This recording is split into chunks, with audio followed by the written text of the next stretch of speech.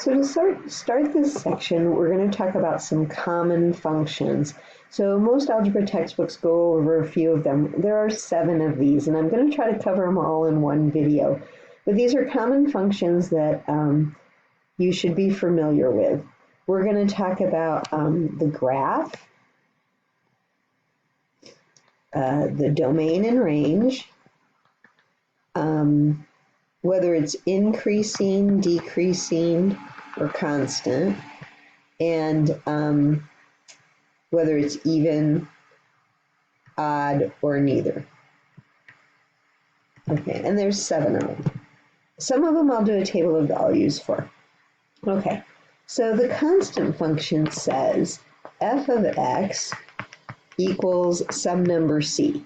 So for example, so here's an example, g of x equals 3. So you go to 3, you make a horizontal line. We talked about this when we talked about horizontal lines, and it is a function. You can make a table of values. We did that before. So this is an example of a constant function. Okay, so now what did we say? Domain and range? The domain is all real numbers. The range, in this case, is C. Whatever C is, that's the range. It's the only output. So in our example, the output was 3, so the range would be 3. So our example, the range is 3. Okay. Of course, you could have had any constant. That's what a constant function does. Is it increasing, decreasing, or constant? Well, it's constant. And it's constant from negative infinity to infinity. So the whole domain, it's constant. Is it even, odd, or neither? Well, it happens to be an even function. So if you fold along the y-axis, the points on the right are going to line up with the points on the left. So that's what the constant function is and does. Now we're going to talk about the identity function. The identity function is a specific function. It says f of x equals x. So for every input, you get the same thing for the output. That makes a line through these points. It looks something like that. And the domain, oops, I'm having a lot of trouble with that lately. The domain is all real numbers, negative infinity to infinity. And the range is also all real numbers, negative infinity to infinity. This is an increasing function from negative infinity to infinity. It's always increasing, right? It's always going up. It happens to be an odd function.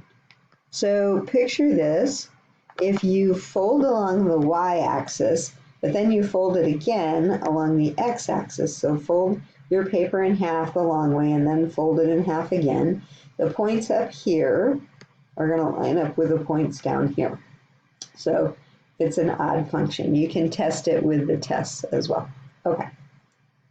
Absolute value function. So the basic absolute value function, there's lots of absolute value functions, but the basic one is the absolute value of x. You can make a table of values. We've seen this one before. So it goes off this way, and then it goes off this way. Makes that V shape, okay? And so the domain is all real numbers, negative infinity to infinity. And the range is actually going from 0 to infinity, okay? This is a decreasing function from negative infinity to 0, and an increasing function from 0 to infinity, okay? It also happens to be an even function. If you fold along the y-axis, the points on the right are going to line up with the points on the left. So that's the absolute value function. Again, it's the basic absolute value function. You can add stuff to it, and that's what this section is going to talk about, but we're just giving you the basics. These are ones we want you to be somewhat familiar with. You might not have them all memorized and everything, but you should kind of know what they look like. All right, the quadratic function, the basic one is f of x equals x squared. You can make a table of values for this. You get 1, 1, and 2, 4. 1, 2, 3, 4. And so I've been doing them in orange. Oops. It makes that U shape, kind of like that. You can pick more points to make a bigger one, but that's how it works. The domain is all real numbers, negative infinity to infinity. The range is going from 0 to infinity. Let's see, what else?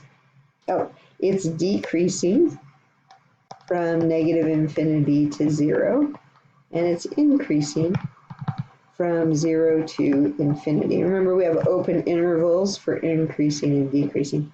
This also happens to be an even function. So if you fold it along the y-axis, the points on the right are going to line up with the points on the left. The square root function. So the basic square root function says f of x equals the square root of x.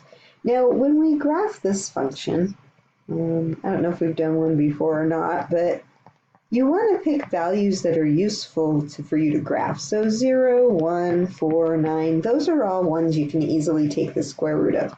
0, 1, 2, and 3. So you get this table of values, and then you graph them. You put it in orange. You graph them. Let's see, 1, 2, 3, 4, 2, and 9, 3. And it's making this shape like this. Now, it has a starting point right there. That's one of the things that's unique about the square root function, because you can't put in a negative number. So the domain is not all real numbers. The domain is from 0 to infinity. Okay, I'm going to erase this arrow here because I don't want you to be confusing that with the graph. Okay, the range, well, it actually goes from 0 to infinity as well. It's increasing, so you really could put in any number. It's just increasing slowly.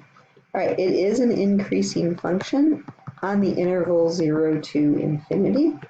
And it is not, it's neither even nor odd. Neither even or odd. I guess you could say nor. Okay, so that's a very unique graph, but it's a great one to be familiar with because it allows us to see some of the transformations that we're going to be doing. So that's a good one.